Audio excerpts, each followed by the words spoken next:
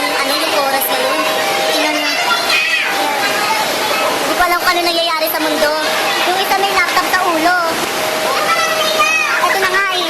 Ayan na, tatakbuhan na. Ngayon, on the way kami kung saan kami pupunta. Hindi ko alam. Say hi. Hi. Hi. Ngayon, nagkakagulo na po sa buong anaasa na hindi ko alam kung ano